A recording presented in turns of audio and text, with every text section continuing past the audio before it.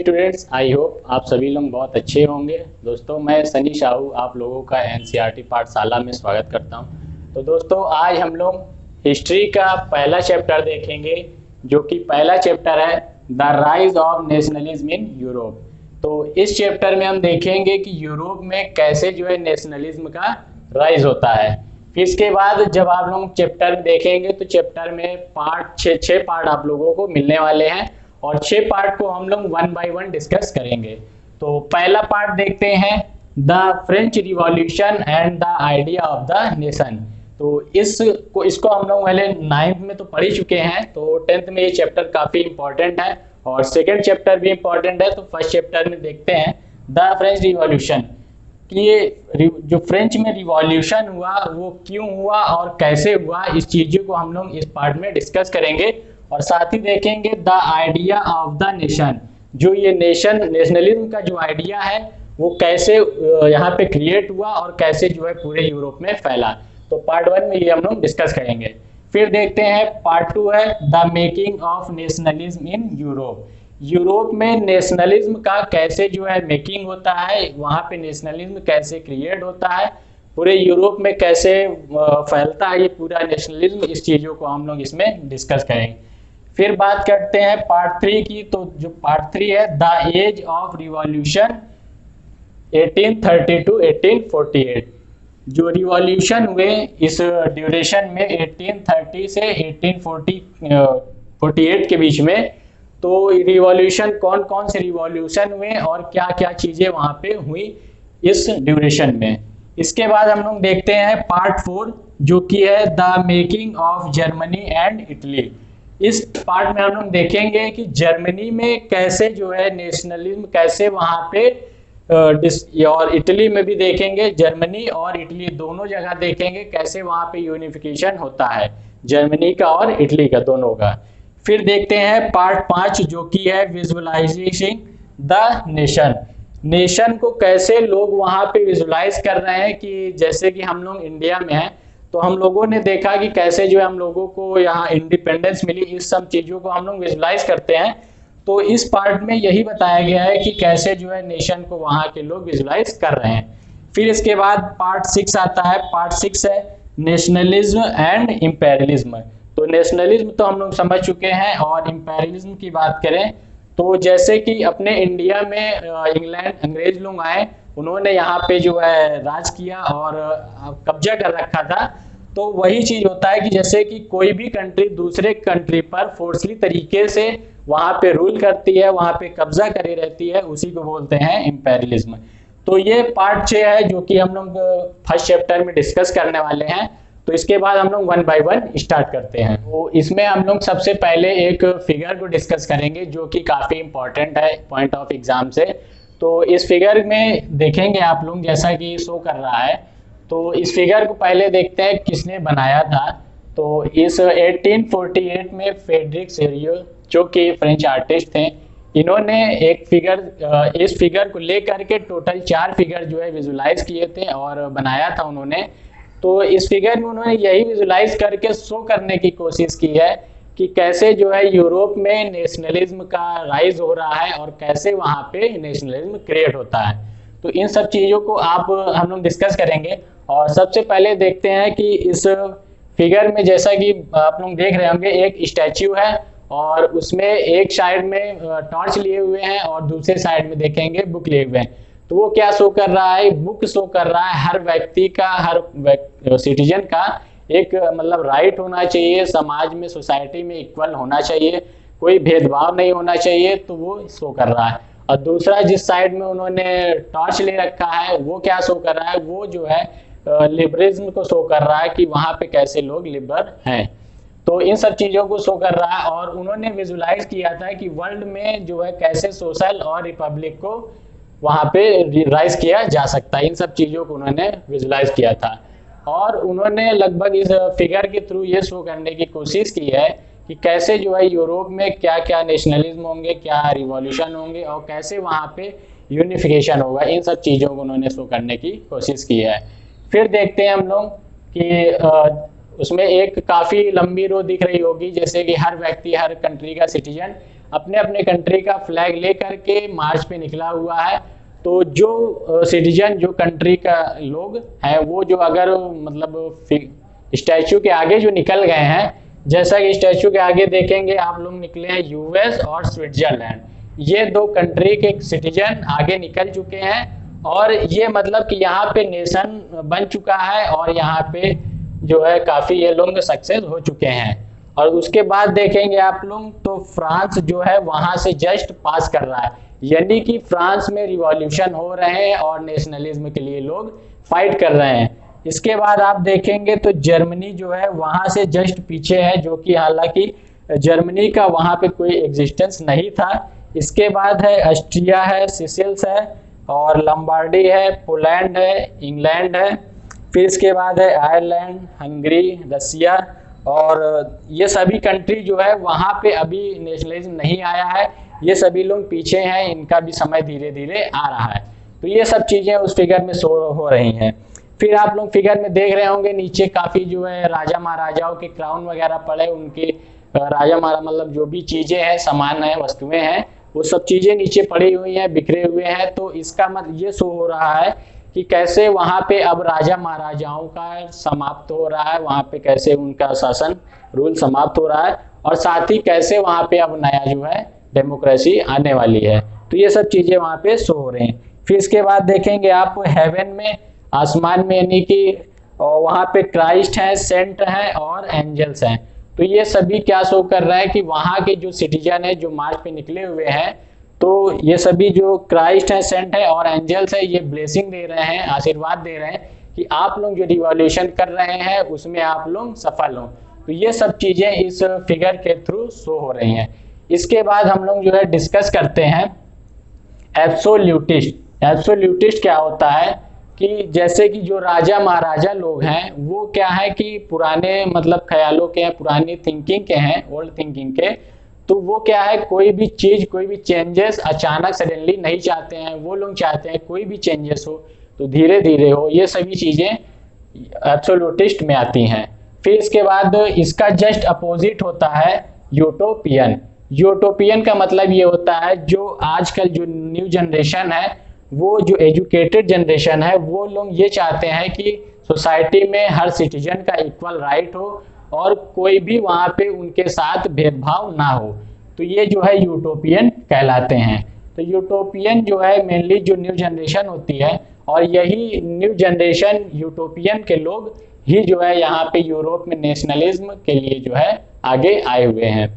तो अब इसके बाद हम लोग पार्ट 1 को डिस्कस करते हैं डीपली से। इसके बाद हम लोग देखते हैं part 1, the French revolution and the idea of the nation. तो इस पार्ट में हम लोग देखेंगे कि कैसे वहाँ फ्रेंच में रिवॉल्यूशन हुए और क्या क्या आइडिया वहाँ पे नेशन पे आए। तो फ्रेंच रिवॉल्यूशन स्टार्ट होता है 1879 में, जो कि फर्स्ट एक्सप्रेशन होता है रिवॉल्यूशन का। तो स्टार्ट कब होता है? 1879 में, डेट आपको याद रखना है। और ये जो है फ्रेंच रिवॉल्यूशन फर्स्ट एक्सप्रेशन है नेशनलिज्म का, यहाँ पे फर्स्ट होता है। इसके बाद देखते हैं कि कैसे कैसे यहाँ पे फ्रेंच रिवॉल्यूशन में कैसे लोगों ने यहाँ पे जो है नेशनलिज्म के लिए सामने आए और क्या क्या चीजें इन्होंने की। और यहाँ के लोगों की जो डिमांड थी वो ये चाहते थे कि हर व्यक्ति का एक इक्वल राइट हो और हर व्यक्ति के साथ कोई भी भेदभाव ना हो। तो ये सब चीजें इन लोगों की डिमांड थी। इसके बाद जो मेजर चेंजेस होते हैं, रिवॉल्यूशन के बाद जो मेजर चेंजेस होते हैं वो हम लोग देखते हैं। तो मेजर चेंजेस में क्या होता है कि ला पैट्री एंड ली सिटियन। तो इसका क्या मतलब होता है? ला पैट्री का मतलब होता है the father of the nation. मतलब कि जैसे कि हम लोग इंडिया में अपने कंट्री को भारत माता कहते हैं, वैसे ही वहाँ के लोग अपने कंट्री को, अपने नेशन को काफी मानते हैं, पिता तुल्य, फादर के जैसे मानते हैं। तो ये इसका कहलाता है ला पैट्री। तो आज के समय में तो मतलब कि हर व्यक्ति जो है कह सकता है कि हम इंडियन है। जैसे इंडिया की बात करें, हम लोग कह सकते हैं कि हम लोग इंडियन बहुत ही प्राउड के साथ कहते हैं। बट उस टाइम पे जब हम लोग जैसे कि इंडिया की बात करें, उस टाइम पे हम लोगों को अगर काफ़ी 1947 के पहले की बात करें तो हम लोग इंडिपेंडेंट नहीं थे। तो काफ़ी मतलब वहाँ पे डेमोक्रेसी नहीं थी और काफ़ी प्रॉब्लम का सामना करना पड़ता था। तो ऐसे ही यूरोप में भी वहाँ पे जब नेशनलिज्म नहीं था तो वहाँ पे इन लोगों को भी काफ़ी प्रॉब्लम्स आई, काफ़ी दिक्कतों का सामना करना पड़ा। पर ये सभी जो है इन्होंने एक नेशन को मान रखा, जैसे हम लोग इंडिया मानते वैसे ही वो लोग मानते थे।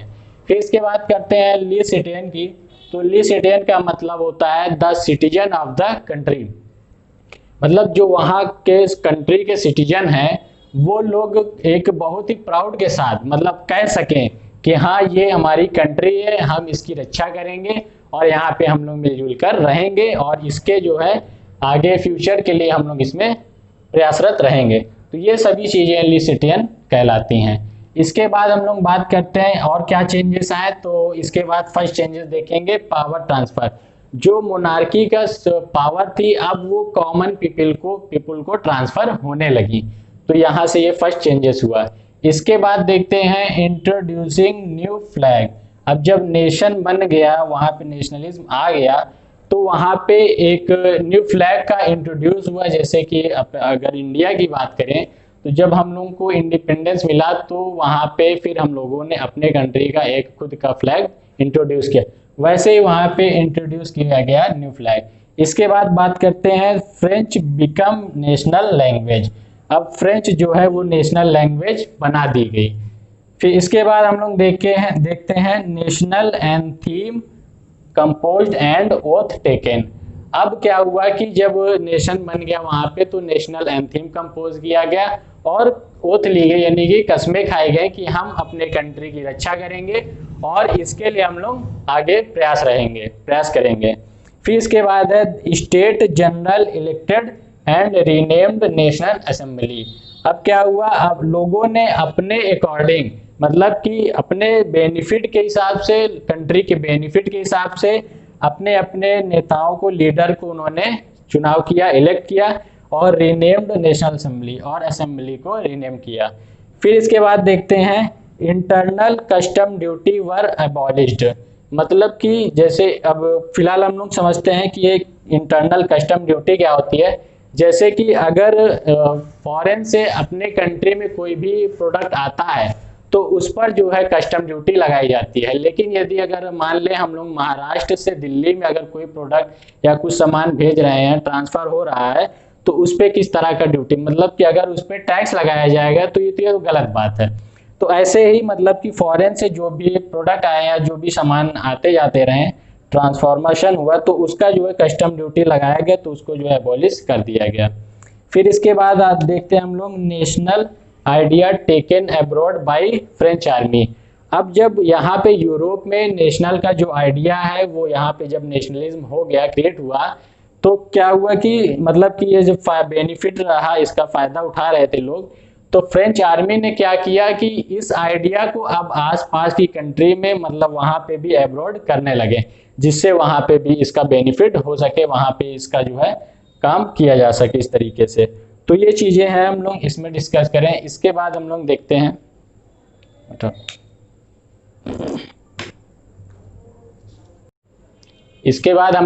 हैं कि 1799 में क्या हुआ कि जब वहाँ के लोग, फ्रेंच के लोग अपने नेशनलिज्म का फायदा उठा रहे थे, एंजॉयमेंट ले रहे थे, तो इस टाइम पे 1799 में नेपोलियन ने क्या किया, पॉलिटिकल पावर को सीज किया और वहाँ पे अपने आप को एक नेता के रूप में लाया सामने और वहाँ पे अपना जो है रूल करने लगे।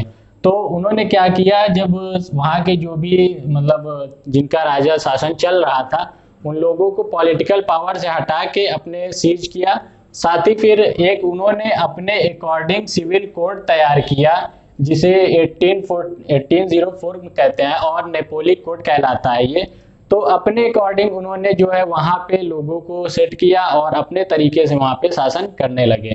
तो आसपास के जो इलाके थे, जो सोसाइटी थी, जो मतलब कि उनके अकॉर्डिंग नहीं थी, तो अपने अकॉर्डिंग उनको करके फिर वहाँ पे अपना रूल करने लगे। और इन्होंने जो है काफ़ी अच्छे भी प्रयास किए और कुछ नेगेटिव प्रयास भी रहे। तो हम लोग सबसे पहले देखेंगे कि उनके द्वारा जो कुछ चेंजेस लाए गए, जो तैयार किए गए कुछ नियम, रूल्स, तो उसमें क्या प्लस पॉइंट है, पहले हम लोग उसको डिस्कस करते हैं। तो अगर पॉजिटिव पॉइंट की बात करें तो फर्स्ट है इक्वालिटी बिफोर लॉ। तो इन्होंने क्या चेंजेस लाया कि अब हर व्यक्ति को मतलब समान राइट मिले और हर व्यक्ति के किसी भी साथ मतलब भेदभाव ना हो, कोई भी व्यक्ति कुछ भी कर सके। तो ऐसा उन्होंने चेंजेस किया, ये तो प्लस पॉइंट ही था। फिर इसके बाद सेकंड पॉइंट की बात करते हैं, राइट टू प्रॉपर्टी। तो राइट टू प्रॉपर्टी की बात करें, ऐसा नहीं है कि राजा महाराजा या कोई बड़ा मतलब आदमी है तो वो लोग ही प्रॉपर्टी रख सके, ऐसा नहीं है। मतलब कि कोई भी किसी भी तरीके का आदमी प्रॉपर्टी रखने का राइट हो सकता है उसके पास। इसके बाद उन्होंने थर्ड चेंजेस जो लाए वो है फ्यूडल सिस्टम वर एबॉलिश। मतलब कि फ्यूडल सिस्टम को एबॉलिश किया। जैसे कि अगर किसी राजा महाराजा या किसी के पास ज़्यादा ज़मीन है तो वो ऐसा नहीं है कि कुछ लोगों को अपने उसमें सर्वेंट के जैसे काम कराए, तो उस सिस्टम को उन्होंने एबॉलिश किया। फिर जो है फोर्थ की बात करते हैं, तो फ्रीड पीजेंट फ्रॉम सेफर्डन। तो अब वहां पे जो भी मतलब सेफर्डन लोग थे उनको जो है फ्री किया उनको फ्री किया। इसके बाद हम लोग फिफ्थ पॉइंट की बात करते हैं, गिल्ड रिस्ट्रिक्शन रिमूव्ड। जो गिल्ड रिस्ट्रिक्शन थी उसको जो है रिमूव किया, ऐसी हर व्यक्ति को कोई भी ट्रेड करने में प्रॉब्लम्स ना आए, रिस्ट्रिक्शन ना आए, तो गिल्ड रिस्ट्रिक्शन को इसलिए जो है उन्होंने रिमूव कराया। फिर इसके बाद बात करते हैं, transportation and communication system were improved. आप लोग जानते हैं जैसा कि कोई भी चीज़ हो, ट्रांसपोर्टेशन बहुत मायने रखता है और कम्युनिकेशन भी बहुत मायने रखता है। तो ट्रांसपोर्टेशन और कम्युनिकेशन सिस्टम को उन्होंने इम्प्रूव किया। इसके बाद ये तो रहे कुछ प्लस पॉइंट जो मतलब कि बेनिफिट थे सिटीजन के लिए और काफ़ी फायदेमंद थी, तो ये प्लस पॉइंट थे। और साथ ही साथ कुछ निगेटिव पॉइंट भी आए सामने जो हम लोग अब देखते हैं। तो टैक्स इंक्रीज्ड, टैक्स बढ़ा दिया गया। चलिए ये सब चीज़ें चेंजेस लाए उन्होंने तो मतलब सिटीजन के लिए थोड़ा इजीली हुआ, लेकिन टैक्स को बढ़ा दिया। अब जब टैक्स बढ़ा दिया तो जाहिर सी बात है लोगों पर काफ़ी असर पड़ेगा। फिर इसके बाद सेकंड पॉइंट की बात करते हैं, सेंसरशिप वर इम्पोज्ड। तो सेंसरशिप का मतलब है कि जैसे कि नेपोलियन अगर कुछ भी चाहे वो करे और उसके खिलाफ कोई अपोजिट में कोई भी एक्शन ना ले सके या कोई आवाज़ ना उठा सके, तो इसको सेंसरशिप कहते हैं। तो इसको जो है इम्पोज किया है, मतलब कि अगर कोई व्यक्ति उनके अपोजिट जाता है या विरोध करता है तो उसको या तो मार दिया जाएगा या तो भगा दिया जाए। तो ये जो है काफ़ी निगेटिव पॉइंट रहा। और थर्ड पॉइंट की बात करते हैं, forced to join French army. अब फ्रेंच आर्मी ज्वाइन कराने के लिए फोर्स किया जाने लगा। तो जाहिर सी बात है, हम हो या आप हो, अगर कोई भी चीज़ फोर्सली कराया जाएगा तो कहीं ना कहीं हम लोग उसका विरोध करेंगे, या हम लोग के अकॉर्डिंग नहीं होगा तो हर व्यक्ति उसका विरोध करता है। तो यही चीज़ें हैं, force to join French army. तो ये चीज़ें जो है निगेटिव पॉइंट में है। तो ये कुछ निगेटिव पॉइंट रहे और कुछ प्लस पॉइंट रहे जो इन्होंने इनके मतलब रूल के अकॉर्डिंग थे। फिर इसके बाद बात करते हैं 1815 में बैटल ऑफ वाटरलू हुआ, जो कि किनके बीच हुआ, नेपोलियन और प्रभ के बीच में। प्रभ शॉर्ट फॉर्म है, शॉर्ट जैसे P for Persia, R for Russia, A for Austria और B फॉर ब्रिटेन। तो ये चार कंट्री और प्लस नेपोलियन के बीच में बैटल ऑफ वाटरलू जो है लड़ा गया। और इसको जो है इन चारों कंट्री ने नेपोलियन को डिफीट करके, हरा करके यहाँ पे एक ट्रीटी ऑफ वियना साइन कराया। इसके ट्रीटी ऑफ वियना के साइन कराने की वजह से फिर से यहाँ पे बोर्बन सिस्टम और फिर से वही मोनार्की सिस्टम फिर से लागू हो गया। तो भले यहाँ पे नेपोलियन ने जो है कुछ मतलब थोड़ा सा बेनिफिट दिखाया, कुछ अच्छा किया, लेकिन कुछ निगेटिव पॉइंट भी रहे जिसकी वजह से इन चारों कंट्री ने बैटल ऑफ वाटरलू लड़ करके, डिफीट करके, इनको हरा करके ट्रीटी ऑफ वियना साइन करा करके इसके बाद फिर से वही मोनार्की सिस्टम यहाँ पे अप्लाई हो जाता है, फिर से वही जो है चलने लगता है।